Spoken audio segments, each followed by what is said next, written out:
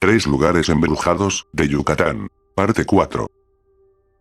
Bienvenido de nuevo, prepárate para conocer nuevas y tétricas historias del estado de Yucatán, que tal vez jamás hayas escuchado. Puede que frecuentes un lugar embrujado y no te has percatado. Comenzamos. Número 1. La niña fantasma del centro. Esta historia es parte del testimonio de un oficial de la policía, específicamente de la Secretaría de Seguridad Pública, SSP. Todo ocurrió a finales de los años 80, cuando aquel policía laboraba en Mérida, recordando muy bien que un octubre de 1989 fue cuando, dirigiendo el tránsito en el crucero, donde ahora hay un café muy famoso de 24 horas sobre la calle 62 por 59, como a las 5 de la tarde, de pronto, el policía escuchó a sus espaldas solo el rechinido de un auto que frenó quemando llanta. De inmediato se volteó a ver y se aproximó. Miró a su alrededor, y no había ningún peatón cerca o algún perro que hubiera sido el motivo de la frenada intempestiva. Fue entonces que aquel policía vio a un señor como de 40 años tras el volante, que no tenía aliento alcohólico y se veía visiblemente nervioso. De hecho, se estacionó a un costado, y lo primero que dijo fue: ¿Dónde está? ¿Está bien? Sin comprender la situación, el policía le preguntó a quién se refería, por lo que le contestó: la niña. Entonces el policía le dijo que no había ninguna niña. Comprendiendo que ese era el motivo por lo que frenó de golpe, porque vio de pronto que cruzaba la calle una pequeña niña. Tras insistirle al sujeto que no había nadie, y tras verificar sus papeles, los cuales estaban en regla, aquel policía dejó que se fuera. Por fortuna no venía ningún coche detrás de él, porque si no de seguro le daba un golpe en su defensa trasera. Sin embargo, 2 meses después, en una junta de la corporación, 2 compañeros de aquel policía mencionaron que en ese mismo crucero habían reportado ver una niña cruzar intempestivamente la calle, por lo que los automovilistas tenían que frenar de golpe. De hecho, en uno de los casos no tuvo tanta suerte el conductor, ya que al frenar, ocasionó que le golpearan su auto. En ambos casos coincidían con ver a una niña de unos 6 años, con un batón blanco cruzar la calle sola, por eso frenaban, lo mismo que le pasó al conductor que aquel día el policía atendió. Poco después el oficial, durante una charla con un comandante, le señaló que varios años atrás, justo en ese tramo, atropellaron a una niña que estaba caminando con su madre, debido a que de pronto se le soltó de la mano, y corrió directamente al pavimento vehicular, por un globo que estaba jugando. Por desgracia pasaba un carro, y la atropellaron matándola casi de forma instantánea, por el fuerte golpe. En ese momento el policía sintió un escalofrío dentro de él, al darse cuenta de que existía una niña fantasma, que de pronto se le aparecía a los conductores que cruzaban esa calle en específico, siendo 3 los casos reportados oficialmente, en 3 vehículos, y personas diferentes en el mismo lugar, por los policías de tránsito, que laboraban en aquella zona de rutina. Pero díganme amigos, ¿qué creen, verdad, o fantasiosas ilusiones?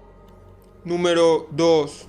El fantasma descabezado. Esta historia es narrada por un empleado de una conocida empresa refresquera. Aquella noche él se encontraba transitando por la carretera a la comisaría de Granada, en Maxicalú, durante la noche, y en un abrir y cerrar de ojos, pudo ver de forma nítida una persona con una túnica café oscuro, que no tenía cabeza, a un costado de la acera. Sin embargo no se encontraba viajando solo, y su acompañante igual lo pudo apreciar desde el otro asiento. Fue tal su espanto, que contaron esto a los pobladores de la zona, quienes para su mayor asombro, les narraron la historia del descabezado, un supuesto sacerdote, que falleció hace muchos años, y que le cortaron la cabeza por algún motivo, que no es revelado, haciendo esta historia confusa, pues algunos testimonios quedan inconclusos.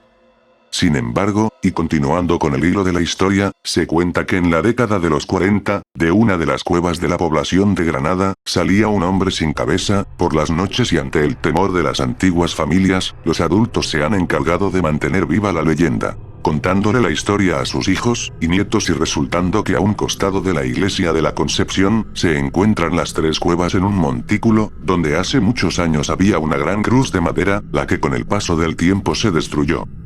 En aquellos años, que empezó a construirse la carretera en el poblado, para unificar a otras comunidades. como Santa Rosa, Santo Domingo y Cochol, excavaron esas cuevas que están intercomunicadas, y por el paso de los años dos de ellas se han obstruido, y la de mayor tamaño está llena de todo tipo de basura, con la supuesta intención de que no salga el descabezado, por lo que los habitantes prefieren no referirse al misterioso hombre que, aunque nadie lo ha visto desde hace muchos años, causa el temor de la población de aquella zona. Por otro lado, y de manera confusa, se sabe que la iglesia de la Concepción fue construida en el año de 1906, y se dice que uno de los curas, que laboró ahí en la segunda década del siglo pasado, se suicidó, colgándose de la cruz que se encontraba a unos metros de la iglesia, precisamente la que estaba en aquel cerro sobre las cuevas, y a raíz de eso, los habitantes comenzaron a escuchar por las noches, extraños ruidos, y lamentos en los alrededores de ese lugar, lo que provocaba que ellos no quieran pasar por ese sitio, por temor a encontrarse con el fantasma del sacerdote, algo que hasta la fecha ocurre. Sin embargo, no se confirma que este sacerdote haya sido decapitado, o que la soga que utilizó para ahorcarse lo haya decapitado, y mucho menos que la población haya hecho este acto, dejándonos una historia extraña que por desgracia no se puede narrar de manera conclusa. Aún así, si algo es seguro es la supuesta aparición de un descabezado en aquella zona. ¿Tú qué crees? ¿Una leyenda, un cuento para que los menores no entren a las cuevas, o algo sobrenatural?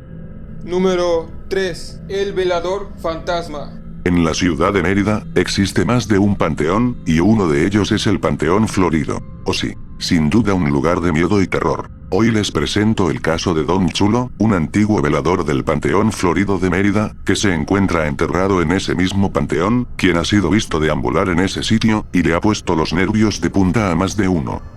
Una mujer oriunda del centro de la ciudad de Mérida, quien vivía a pocas cuadras de aquel panteón. Cuenta la historia de Don Chulo, así le apodaban, y era uno de los trabajadores del Panteón Florido. Vagamente lo recordaba, pues siempre usaba una gorra, y tenía su pelo largo, y todo alborotado, parecía que nunca se peinaba, parecía un loco, y pues de ahí salió su apodo.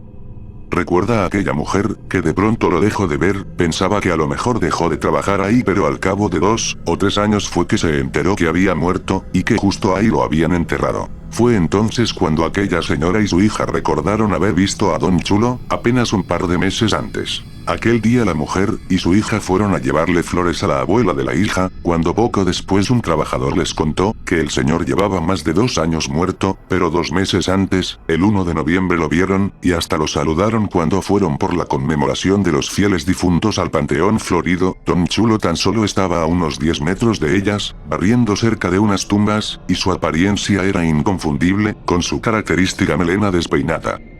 Esta historia ya tiene más de 40 años que ocurrió, pero aún así se dice que Don Chulo ha espantado a varios incautos, sobre todo por su apariencia física, con el pelo largo y sin peinar, e incluso se dice que varios trabajadores del lugar lo han visto. ¿Te atreverías a evocar la aparición de Don Chulo, y pasar la noche en este panteón? ¿Será esto cierto, o es otro cuento del montón? Para terminar, gracias a todos los que le dan vida a este canal. Sin ustedes el canal no sería nada. Y especiales saludos para el capitán Fabián Israel, Davis Spock, Daniel Mecalco, Elsie Yuselmi, Abraham Chuk, Néstor Sainz y a toda la raza. Gracias, canales. No olvides comentar qué te pareció el video. Por cierto, sígueme en mi nueva red social, te la dejo en la descripción. Adiós, y hasta pronto.